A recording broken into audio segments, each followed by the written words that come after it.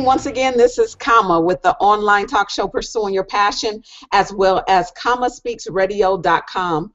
Tomorrow is June 3rd, and it is the primary votes. So I did a double show on today, and today my second guest of the evening is Tammy D. Blair. She is running for California State Controller. Welcome, Tammy, to my show. Thank you so much for being on. Hello, thank you, thank you. Well, let's just jump right in here. I wanted to talk to you, or have you, first of all, introduce yourself to my audience and let them know a little bit of why you are running for California State Controller. Okay, perfect. Hello, my radio listeners. I am Tammy Blair, and I'm a Democratic candidate for State Controller. And I am running in this election to actually be a beacon of light, to bring a breath of fresh air, and to bring about change to California's fiscal management of the economy. I'm not a politician. However, I am a businesswoman with excellent business skills and financial skills. I have a bachelor's degree in science and health, and I have a master's degree in public administration from Dominquez Hills, South State Dominquez Hills. I consider myself a driven leader. I'm focused and committed, and I have 25 years plus of business administration and financial management in both the public and the private sectors. So I'm familiar with both and how they operate. Over my career, I can say that I have been successfully instrumental in upgrading 3 financial and accounting systems as well as payroll systems. And I would like to be your voice and will work hard in using my skills to bring back California's thriving economy. California is such a rich state. We should not be in the deficit, but you know, they're airing the commercials, the other candidates are saying that we're out of a deficit, and this is not true. And this is one of the reasons why I'm running for the controller position, to actually bring about the truth to Californians, to let them know what our true financial conditions are. Well, thank you so much. I'm excited to find out more information through this interview. Now, this is my first question for you. One thing that you have is that you want to create, you wanted to bring up the delinquent cities and counties that are delinquent. And right now, we're told that there's only 3, but you said that there's 20. Now, how would you be able to get to these cities and make them pay up to help raise the capital that we need in our state? Well, actually, when I did my research, there were 20 delinquent. Maybe they're currently working on the situation, trying to bring them and shore them up, because, you know, the current controller, John Chong, is actually leaving office. But the key thing for trying to get this task done is to use the tool that all controllers use. And that's the tool of an audit. My whole plan is to come in and audit 20 that are delinquent, but all the cities and the counties within the state of California. There is a law that's on the books that says that all cities and counties are supposed to report their finances annually to the controller's office. And we have been in the past experienced several cities, and it was a list of 20, that did not report their finances for a consecutive 3-year period. And what the current controller, John Chong, was doing, he was just going to select 3 out of the 20 delinquent cities to audit. I guess that would be a strategy or a scare tactic to allow the other ones to get on board so that they wouldn't be audited. I don't know what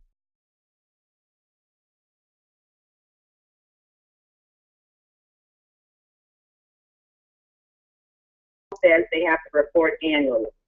Wow. Wow. And in my opinion, when I get in the office, I want to step a step further. I would like to implement a compliance policy if there's not one, or if there is one, to revise a compliance policy and even include a compliance tax for the entities that do not adhere to that mandate on an annual basis. Wow, so you're ready to go in and take care of business now. Absolutely, absolutely. Now, you also said you wanted to create new avenues for revenue of success, and I wanted you to elaborate on that, and I wanted to know how will that affect entrepreneurs such as myself? Okay. There's just a couple of avenues that I want to emphasize. In order to help grow California's economy with new streams of income, one of the main things that I am supporting is an extraction tax for the oil companies and the big corporations. You know, when they go out on the excavations and they're finding all of these things, they're digging and bringing stuff from the sea, they're digging in the holes, whatever valuable objects or whatever they're finding, whether it be oil or substance, they need to be taxed on those things in order to bring and generate revenue for our state in order to grow our economy. This is a real hot topic that is on the table right now for discussion, and we as candidates have been going through to the debate, being asked if we support or if we oppose this particular issue. And so I myself, I stand in support of an extraction tax because it's mainly for the oil companies and the big corporations. And we know as a big corporation and an oil company, they're always trying to find a loophole to get out of paying taxes. Right. And they've been doing it for so many years. This has hurt our economy severely. Now, there's another one as well that you want to that you talked about as a threat to us, which is the $11.14 billion bond that you're against in regards to the water shortage. Yes. or into the water. Does this have anything Yes. to do with our water shortage that they're saying that we have? Yes, Governor Jerry Brown currently wants to pass an $11 billion water bill. He actually wants to go up to the Sacramento and actually tunnel and bring water back from our northern part of the state and bring it back down to the southern part of the state. Mm-hmm. And many of the politicians, including myself, which I'm not a politician, feel that this will do too much harm and too much damage to our environment, will interrupt communities and businesses, small and large, and we feel that it is a waste of money. Right now, I know we currently are getting our water from Colorado, but being new and not being a politician, I have a creative thought that we need to devise a system for someone who likes to invent to give them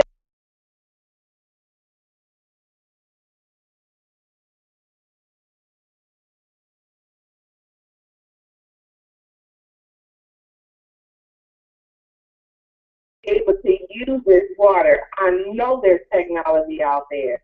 And if we put something on the books to allow a company or an individual to develop this technology, then we wouldn't have to tear up our state and our land and take water from other states, because you know we're sitting right here on the side of the Pacific Ocean, and we would have all the water we need for the desalination process. You know, just listening to you, I just think about how uneducated some of us are, and I'll just say, even including myself, about some of the things that are going on, because it just seems like it's way over my head. You know, it just seems like it's a lot, and even looking at the ballot and different things that are happening whenever it's time to vote, it just seems tough. So what is something that you can tell someone that's out there, they want to vote, they're not sure about a measure, they may read about it or a bond, and it's maybe just a little too much? Is there some advice you can give someone like myself to where it will come more into layman's terms rather than, you know, us getting intimidated by all this information that's put before us? Well, yes, I can actually tell you right now, you actually have more candidates, you and the voters of California have more candidates on the ballot to vote for than propositions. They only put 2 propositions on the ballot. Yes. And that's proposition 41, 40, and 41. Right. So those are the only 2 that you really need to be concerned with. And 40 is addressing the issue of the bonds that we have already approved from voting as voters in 2008, which was $900 million of bonds. And they want to bring this back to the ballot for tomorrow and have us approve them selling $600 million of these bonds in order to build single and multi-family units for the veterans, so that, you know, we can try and cure the homelessness of our veterans, people that have served and fought for our country. Mm-hmm. And I believe, and I support that bond. I believe that that's a good thing, because so that $900 million has been sitting since 2008 and nothing's being done with it. And now they want to try and do something with it, at least that $600 million that they want to target the veterans, which I believe is a good thing. And then Proposition 41 is dealing with trying to pay and reimburse the counties for doing part of the jobs that they were already, you know, vested to do. And I think that's personally against paying the county any more money. Yes. I am really opposed that even how their budget system is set up, because, you know, the budget system for the counties are set up where they get a certain amount of dollars each year in their fiscal year, and they don't use all the money that was allocated to them for each individual purposes. Then the following year, they don't get the dollars back. So what this has done is created the county workers to be very wasteful and abusive. They just go and try and spend all the money up so that they get the same amount of money for the next fiscal year. Regardless of what they're spending it on, they're wasting our taxpayer dollars. And I believe that that system should be thrown out, and it should be a revisor. We should have a new system to encourage counties not to spend all of the dollars that they're getting in the budget fiscal year, but spend what they need, and actually maybe even create some kind of incentive for those that are within the budget or below the budget. Mm-hmm. To allow them to get more money in the new fiscal year, but not the way it's set up right now, that they have to spend all the money or they won't get that same dollar amount for the next year. I think that system needs to be changed as well. Wow. Listening to what you're saying, it just all makes sense. You know, I always say I don't get into politics because it's just always seems like it's a bunch of mess. And I don't like to be in a bunch of mess, but, you know, we do have to have change. Change needs to be here. And everything the way it sounds is that everything is going to work in the good of the state of California, because it's not that you're creating more, but you're finding ways to get back what we should have in the first place. Is that correct? Yes. Okay. And then that's absolutely correct. And then also, I'm also a realtor. I sell real estate here in the state of California, and one of the propositions you were talking about, as far as the taxes, and how I believe that's Proposition 41. 13. 13. Proposition 13. For the property tax. Yes. And one thing that you had mentioned was that, or I'm sorry, something that I had read was that you were actually looking for putting some of the taxes, not just in corporations, correct? Getting the taxes from the corporations rather than getting them from raising or getting them from the homeowners. Or if you can just explain that for me. Yes, let me explain that. Thank you. There is the other issue is Proposition 13 has in the past. It was passed back in 1978 or 1975 for homeowners to create a ceiling for them to pay property taxes. And in order for the property taxes to go up, it had to be a 2/3 vote for that for that request to pass in order for property taxes to increase for homeowners. Well, some way, somehow, over the years, over the last 30 years, the commercial corporations have found a way to get involved with this Proposition 13, and they found a loophole, and it's a big loophole. The corporations themselves are buying residential property as well as commercial property. And when the properties exchange hands, when they sell it, these corporations are not paying property taxes on the properties that are being sold. And so this is a big loophole. We're losing lots and lots of money through Proposition 13. So quite a few of us that are running for this position want to repeal Proposition 13, to revise it, close the loophole for the corporations. Proposition 13 was already a good thing for property owners. Right. And we want to keep that for property owners, but we want to close the loophole for the corporations now coming in and becoming property owners of residential properties and commercial properties, and we need for them to pay property taxes in order to grow our economy and keep our economy going in California. Yes, yes, yes. Now, again, I'm understanding this. This is helping me to understand why things are happening the way that they are happening. I just believe that it's important to be educated on this, because, again, many of us are not educated, such as myself, because I thought it was just way over my head and just something I would never understand. So for you to break it down the way you are, it's really, really helping me in my decisions and helping me to understand and get more involved. I try to stay involved in my city. It's just a lot going on that I'm kind of steering away from it right now, but at the same time I realize I have to stick in there so that way I can be part of the change. I'm an entrepreneur, as I mentioned earlier, and we don't have as many resources that we know of for the state to help us.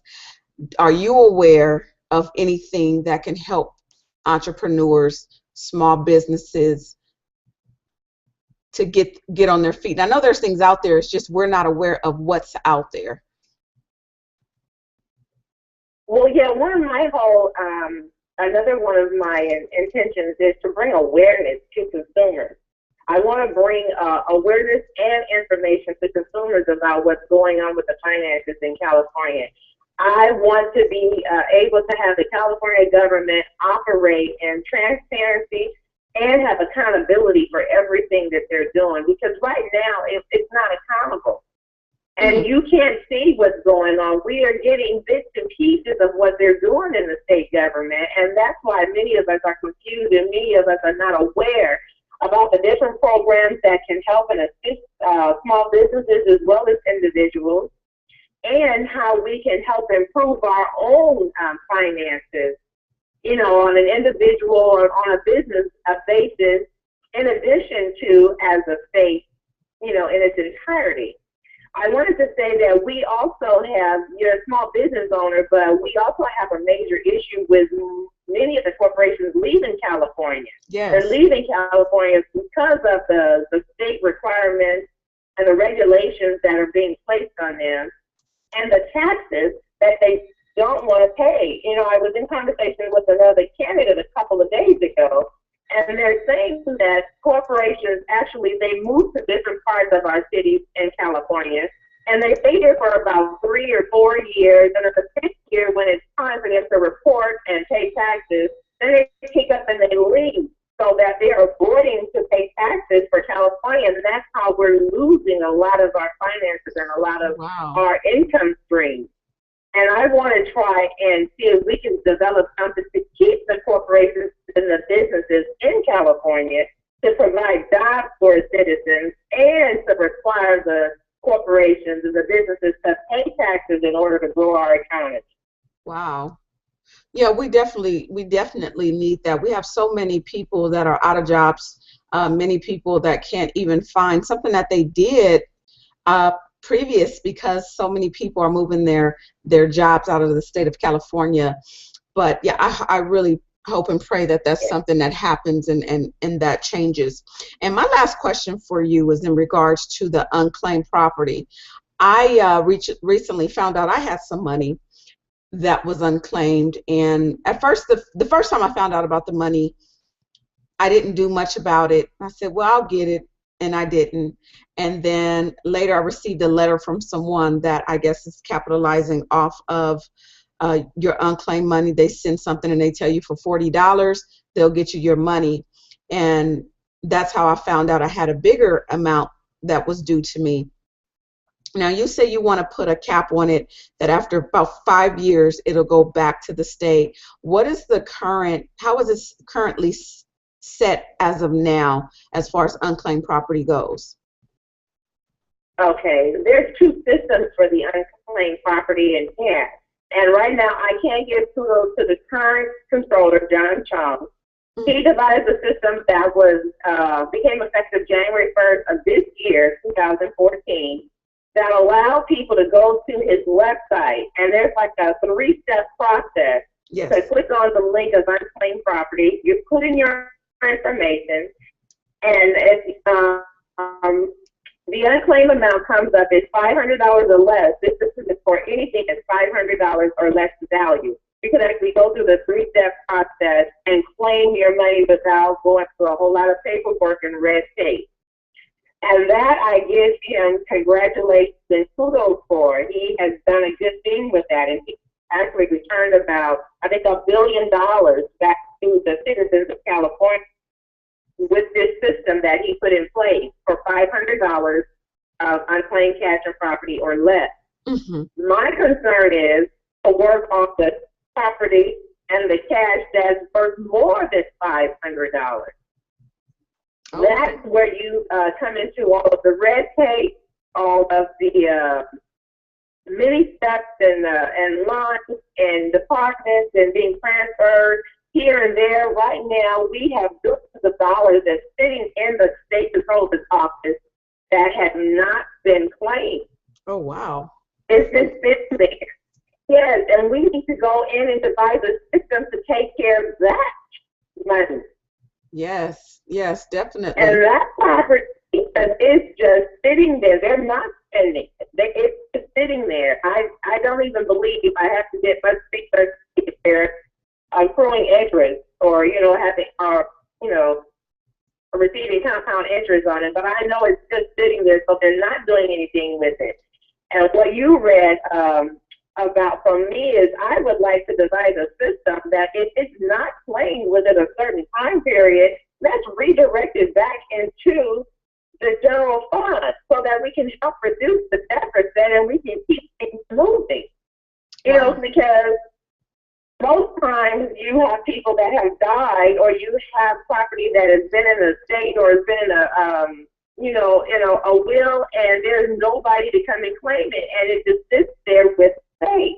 It's just sitting there with the state. So I was trying to devise a way just to be creative, to have a time frame, a 3-year, a 5-year period, or even a 7-year period. It is not claimed, to redirect it and put it back into the general fund. Let's recycle it. So it's just not sitting there, and it can actually help out the state in all the programs and vital issues that we need. And I know a couple of people that actually have some money sitting there, and they still will not touch it. And it's a nice amount, but I think people have a fear that, well, if I take that money, maybe they have to pay some money, or they don't understand that that's their money. I did this maybe about a month and a half ago. I went ahead and went online. I knew about this money for about 2 years. I went ahead and went online, sent the information, and my check was here within maybe a little over 14 days or around 14 days, something like that. And I was surprised just because it was the state, and I just figured that's what they say, and that's going to actually turn into 6 months. So for me to receive it when I did, I was very, very surprised. I just, you said you wanted to put out some more information for people to know and let them be more aware. And I think if the state was to send out something, that would be huge. Yes, I'm thinking of even a list. You can have a link of all the unclaimed property, list what it is, because they have what it is. Yeah. List the amount of when they received it and the dates and the times, the cities, the counties, list it, and therefore people that are in those areas can actually go to the website and look in the area of the city and the county and see if there's something there that belongs to them. That's why I want to bring more awareness to this, because many people don't know that they have this property and this substance sitting in the state treasury. They just don't know. No. And we're not, as a state, not doing anything to reach out to the people. Now, is this I'm sorry? I said, go ahead. Oh, is this money that if I had filed for taxes, they have my social security number, they can just refund that maybe in a separate check, or a way they can just give that money back in a refund maybe around tax time, when for those that, we all should be filing our taxes, but for those that file their taxes, is there a way that they can possibly put it in that, put it in there? Because I think what's happening is, when I receive this paperwork and say, hey, I found money for you, but we'll charge you $40 for us to get the information for you. All you have to do is fill out the information. It scares people because they think, oh, it's a scam. So they never go to the state. I've never received anything from the state. I received it from a third-party person trying to get rich off of the state, or rich off of their money, because they said they'll deduct it from there. I don't know how they do that, but is there a way? We need to definitely, like you said, a list, but the state maybe needs to just send out a letter and say, this is from the state of California, and we do owe you this money. Yes. You know what? The state is not charging you. So you are working with a third-party person. They're trying to make money off of people. Right. So you can go straight to the state and claim your money without paying any fees or any charges to anybody to help you do it. And that's why I'm saying that we need to try and streamline the system that is already in place for the substance, the property, and the unclaimed cash that's more than $500, because they already got it down for less than $500. Now we need to work on the next part. So you're dealing with a third party company, if they say they're going to charge you, because you can go directly to the state's website and put your claim in directly to the state, and they're not charging any fees. And I can say this: if you do owe state taxes, they are going to run that social security number with the unpaid. Pay off the balance that you owe to the state before they give you the remainder of your money. Well, that actually may work in some people's favor if they think about it. They have enough and they can do it that way. Mm-hmm. It will definitely work in their favor. Yeah. Well, I want to tell you, thank you so much for being on this call. I can hear the passion in your voice, and just through this call, as to where you want to take our state, and we need you. So I want to thank you so much. And before I let you go, let us know how we can get in contact with you, your website information, and why we should vote for you. Yes. Well, I want to thank all of my fellow radio listeners for hearing me out today. I want you to know that there are many politicians who love to create policy, but the hard part of it is the execution and the balancing of budgets. And I want you to know that I am committed to balance the budget and to bring accountability to California's unstable economy. I will reverse the negative trends, control the costs, increase productivity, instill checks and balance systems, administer audit processes, and inform the people about California's true financial conditions. I will help keep our economy healthy and moving forward. And so to assure accountability, I want everyone to go out and vote for me, Tammy Blair, for California State Controller on June 3rd, 2014, which is tomorrow. And if you need a little bit more information from you, you can actually go to www.blairforcacontroller.com. Thank you so much. Thank you. And for those that are listening, again, make sure you go out and exercise your right to vote. I posted today, as a woman, at one time we couldn't vote. As a Black citizen, we weren't able to vote. So make sure that you exercise your rights to vote tomorrow, June 3rd, 2014.